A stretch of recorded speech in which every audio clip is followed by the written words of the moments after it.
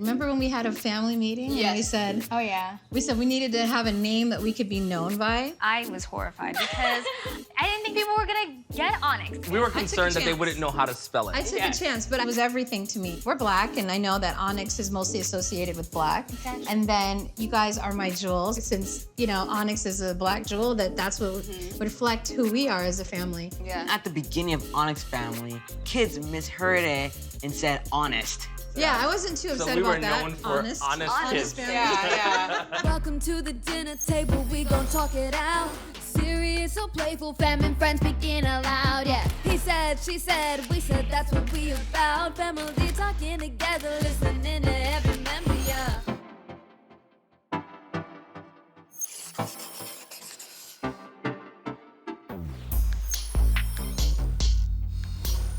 Ooh, dinner's about to be so good tonight. Guys, how's that caprese salad looking? Going good. Just chopping up the mozzarella. Vegan, of course. Okay. I got the penne pasta boiling right now. You guys are working on the kale and butternut squash? Yes. Ooh, butternut squash. I love squash. Oh, you, Daddy?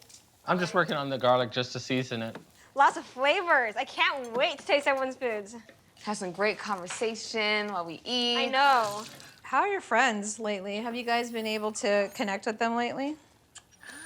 Yeah. You know, we just talk about everything. Fun It's pretty topics, chill. serious topics. Right. All Yeah, they've sorts of been topics. good. Well, during this time, have you guys been able to talk to them about, you know, stuff that's been going on in the news? You know, a lot of racial unrest. There's so many things still happening. When I talk to my friends, we actually kind of already understand the situation of what's going on. Sometimes I'm afraid that if I talk to my friends about race, they won't understand. Friends that are not black that I have, if they ask a question that they really have in their heart and I can't handle that question, then they start feeling like, am I gonna be accused of being racist? There's some complex things around it. For instance, the fact that we always have to ask for a receipt at the grocery store just to make sure that no one comes up to us and starts to think that we stole something. Right. It's like, how do you explain that? Like, it's just some weird stuff. Yeah, it starts to sound like you're complaining, you know what I mean? Yeah. Yeah. Like, the little things that you know you have to do, and they'll be like, you're kind of over the top here. And the fact that you have to act overly friendly when the police pulls you over. You know, with our routine that we do, we always have to put our hands on the seats and we always have to have a big smile on our face. And yeah, it's just, I don't know, sometimes I always think that it's a little bit extra, but then I remember, you know, different situations that people go through and it's like, okay, you know, it's needed. Hun, have you been able to talk to your friends about? Yeah, actually I have. I think that some of the conversations can be a little bit uncomfortable in the beginning. Do you still have friends that don't understand? I think that there's always topics that people are gonna hold their own to. I think that you can still be friends with people that don't believe what you believe. Wait. I have a question though. Like, how serious of a disbelief is it? I have a lot of core values that are different from other people's core values. You have to respect other people's belief systems. But I'm talking about race, right? Sure. I'm saying, how far would you just allow them to just be in disbelief about it? Well, here's the thing. You said, oh, let's talk about race as opposed to religion, but religion to me is probably one of my top values. And if somebody can have a different religion and they're still my friend, I think that they can be another race and have different thoughts and still be my friend, so. Wow, that's a different take. Well, fortunately, our dinner guest, Emmanuel Acho, knows everything about how to handle discussions on race. He's a former NFL player and author of the book and video series, Uncomfortable Conversations with a Black Man. I am looking forward to that. I've watched a lot of his shows. They're very good. Yes, we're gonna learn a lot. Well, guys, let's finish up this meal. Hi. Okay. Oh, a guest is here! I'm gonna go get the door. Okay.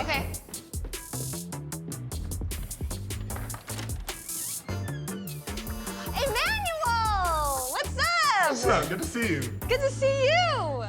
I like those kicks. Thank you, thanks. Looking fresh too. What's up, guys? family? Our guest. Thank you. The food looks amazing. Yes, and it's all vegan. We got some pasta, a salad, and some bread. Are you all vegan, or did someone let you know that I'm on a vegan kick? No, we're you actually really? vegan. I am. I'm on a vegan kick. Okay. Oh, nice. And I don't know how I feel about it yet. No, Oh, well, this is gonna convince you you're doing the right thing. I'm like, I'm vegan on the weekends. Each one of us has our own levels of commitment as well, so. Hey, can you be a non-fully committed vegan? You can, plant-based. I don't eat full vegan. I try to do some vegan meals, but I still love my cheese. Enough about the plant-based food. I want to get into the meat of this conversation, the uncomfortable conversations about race. How did you feel about race as a child? It's a hard transition from being vegan to talking about race. But a transition I'm equipped to make nonetheless. Okay, you got practice. I grew up in a Nigerian household. Oh, okay. So my dinners like these were a little bit different because it was Nigerian food, right? Eating rice and stew, eating goat meat, etc. yes. But jollof rice. What do you know about jollof? Let me find out. You know a little something about jollof. So that was kind of my experience. But the kicker is, race, we didn't talk about it much because my parents are from Nigeria. Right. Everybody black. Right. So what you got to talk about race for in a country where everybody's black? Right. And so I end up going to this all-white, predominantly white rather, private school. It was an all-boys school. I wore uniform, gray shorts, white button-downs. And so that's kind of was my introduction to race in middle school. The and only all that. black kid in the school. I wasn't the only black kid in the school. I graduated with 75 people. Okay. Super small private school. And I was one of, I think, 6 or 7 black kids in my grade. But in my school, being black was interesting because to be black, you kind of had to be like Lil Wayne. Right? Like I always heard exactly. Because I always heard you're black, but you're not black. Yeah. You know, I heard you're like an Oreo, black on the outside, white on the inside. Yeah, I've been called that before. How we all. Right. And so I was trying to figure out this whole identity of race, and that was, I guess, the first introduction. I never, had to try to practice being what the stereotypical black person was to society, but I did kind of hide myself at times. Especially when I entered into now predominantly black spaces, because I went to church in the hood. I went to church in a place called Oak Cliff, in a suburb of Dallas, Texas. But I went to private school. So it was a dichotomy there between when I was at church in the hood, everybody there was going to, inner city schools. And so I was like, I don't really know the music y'all talking about. I don't dress like y'all. I don't dress at all because I wear a uniform every day. So I was just uncomfortable. That's exactly my story, too. Okay, sure. Private school during the week, black church in the ghetto on the weekend. Yep. And that was my experience, the dichotomy of both worlds. It was hard to navigate. This is good. I'll start by saying that. When was the first time that you had an uncomfortable conversation? Was it when you were young, or was it later on in life when you got older? Join the NFL. That's a good question. Uncomfortable conversation regarding race. Regarding race, yeah. My first uncomfortable conversation was probably at 24 years old, maybe 6 or so years ago. Okay. After the murder of Trayvon Martin. Right. And I'm sitting down with my white brothers and sisters, and I lived in Austin, Texas in the off season when I wasn't in the league. And we just had a real frank conversation. And they were like, well, what's gonna be, how can all this end? And I said, in all honesty, I said, until white people, generally speaking, until white people feel what black people are feeling, it's gonna be very hard pressed for it to end. So have you ever had any uncomfortable conversations about race in the NFL? I had a uncomfortable, or at least a jaw-dropping experience. Because it was 2014, playing for the Philadelphia Eagles. True story, it's my 3rd year in the NFL. And I'm walking into the cafeteria. I just finished rehab. After practice, everybody goes to eat. And as I'm walking over the threshold of the doorway, I look in the cafeteria where all the players are already currently eating, and all the black people were sitting together, and all the white people were sitting together, minus 2 people. And at that point in time, that's when I was like, this is crazy because segregation was outlawed 60 or so years prior at the time this happened. And yet we've all intentionally segregated. We've all intentionally chosen to live a life of segregation incidentally, if you will. Even if it's not intentionally, we've all just kind of navigated black people to black people and white people to white people.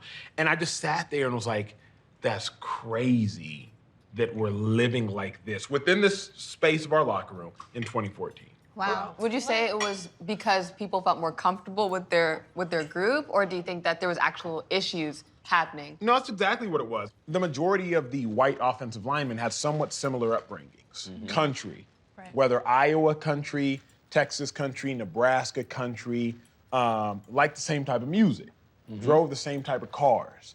Just a similar, that country culture, if you will, was a similar upbringing. A lot of the black people had similar upbringings. Right? Like, and listen to the same type of music, like the same type of cars, dressed the same type of way. The interesting aspect, the white person that was at the black table, he grew up with a lot of black people. And so it wasn't necessarily like a intentionally racial issue, it was a culture issue, which is why I always say there's a huge difference between color and culture. And in our society, we're often lazy, so we don't navigate the difference. But there's a huge difference between that. You can be a certain color, but not be that certain culture. Yes. Generically speaking, again. And even within our black culture, you're Nigerian. My husband is from Jamaican descent. I'm African American, and we have differences as well. Correct. So were you ever worried that talking about race would ruin your career? Shiloh, if I'm honest, if it ruined your career, okay, it's a good way for it to go down. Yeah. You know, like that's kind of how I felt about it. Like I think I say this, there's a difference between your career and your calling. And I often hear your career is what you're paid for, your calling is what you're made for. And so sometimes it's just like, you know what, I have to do this. Like even after George Floyd was murdered, when I started Uncomfortable Conversations with a Black Man, the book series partnered with Oprah, it wasn't like I wanted to do it, right? Like it wasn't like I was like, let's go talk about race. No, it was like I had to do it. You know what I mean? Some things in life you have to do. Is everyone now called to talk about race? Is the onus on all black people, or is it on white people? Is it shared? Who should be talking about race? In high school, to a degree, you have group projects, right? And when you have a group project, you're given a team to do work with. And sometimes there's a person or two in a group project that don't show up. And so when they don't show up, you got to do extra work. Just how it goes. Now, you have an option, though, because you don't have to do the extra work. If they don't show up, you could just take the C on the grade. You could take the D if you want. You could take the B- at best. You're just not going to get an A. That is where we are in society. I would say that to black people, our white brothers and sisters historically haven't shown up for the group project of loving their black brothers and sisters historically over the course of time. Now, if we want to get set A on the group project of reconciliation in society, we might have to do a little bit more work, we being my black brothers and sisters. Now, we don't have to do the work. White people could have questions and they could read the books and watch the movies, which I encourage them all to do, and they could ask the black people, they could ask us, and we could be like, no, figure it out. We don't have to do the work. Just understand, if we don't do the work, what the outcome might be. So my stance is just simply, like a group project, sometimes you got to pick up somebody else's slack. And eventually they will likely have to pick up yours. And collectively as a society, we have to bear an additional burden for the sake of society. Now, tolerate what you can tolerate. Everybody has an emotional bandwidth. Everybody has a breaking point. I do think that that's a responsibility that it would behoove black people to take on. White people, it would behoove them the responsibility to take on. Do your legwork before you come into a conversation so you're not unnecessarily offensive. So what tips would you give families who want to have uncomfortable conversations about race? Oftentimes, parents use their children as scapegoats, right? And parents will use their children, well, my children just aren't ready to talk about race. When in all honesty, it's the parents that aren't equipped to talk about it. And so as a result, it's easier to hide behind your children. So my first tip is making sure that parents are equipped to talk about race. I fervently believe your actions speak so loud, I can't hear what you're telling me, okay? And I also believe that more is caught than is taught. Because your children are watching you. So it doesn't matter what you say, what are you doing? You can't sit here and eat all the red meat in the world but tell your kids to be vegan. Make that make sense. You know, and that's what we try to do in society. Your kids ain't seen you break bread with a black person if you're white. They haven't seen you break bread with a white person if you're black. So they don't even know what it is you're talking about. And so I think that would be my primary advice. Wow, what a conversation. We had a very comfortable conversation. It was. You know, but you really taught us how to have an uncomfortable conversation within the family, with others, and I feel like we can take these tools and really just, like you said, go out and do. Yeah, that's the goal. So thank you so much for coming for dinner. Thank We you. hope you enjoyed the vegan food. I did. Y'all got me watching my figure now. So I love it. Thank y'all for having me. That was awesome. Sinead, what is this dessert called? It is a berry cobbler with some ice cream on top. Okay. All right, everybody, let's take a bite at the same time. Yes. Ready, and go. Yeah. This is delicious. I love berries. I can have conversations about this all day. Now that we've had that conversation with Emmanuel, I mean, he's just so comfortable at having uncomfortable conversations. But do you think that you guys are equipped now to have uncomfortable conversations about race? I think so. I feel like he's taking the stigma away from talking about race, because I feel like a lot of people see it as a bad thing to talk about race with your family. But he's like, listen up. As long as you are listening to the person and you're being open to the other person, I feel like you can easily talk about race with anyone. Yeah, it's very important to be open and honest with an individual. Yeah, I like how you said that when you are not familiar with the situation, you're walking into a conversation, that you do your own research as well. Right. Before you even engage in the conversation, so that you're not going in clueless or blindly, you know? Yeah. To show respect, really, for that conversation, for that person. Well, I think that as parents, he's really reminding me that, what do you say? Education is caught more than taught. So how Daddy and I live our lives influences you guys more than what we say. I feel like not just you guys, but even with all four of us as siblings, you know, we influence each other. So what we do will influence, you know, the other person. And it's not just you guys as siblings, like, influencing each other. You guys are influencing millions of other people. And so they are looking to see how you guys live your life, because even with them, it's going to be caught more than taught. So I hope you guys really see your responsibility. You guys have a lot of people looking up to you. But I have faith that you guys are going to do well. And you guys are already doing so well. Well, you know what I can do better than everybody else here? What? Eat this dessert. I don't think so. I'm halfway done. Done. Whoa. I knew I was an old person when I started really liking sleep. Like, I like sleep like I met you old. All you wanted to do was sleep. I think that they should probably come up with like clubs now. Not this no, idea, but this is please. a brilliant idea. Please, no, it's not. Like, have beds, and you just go there to go sleep. Snoring, shuffling. It's called a retirement home.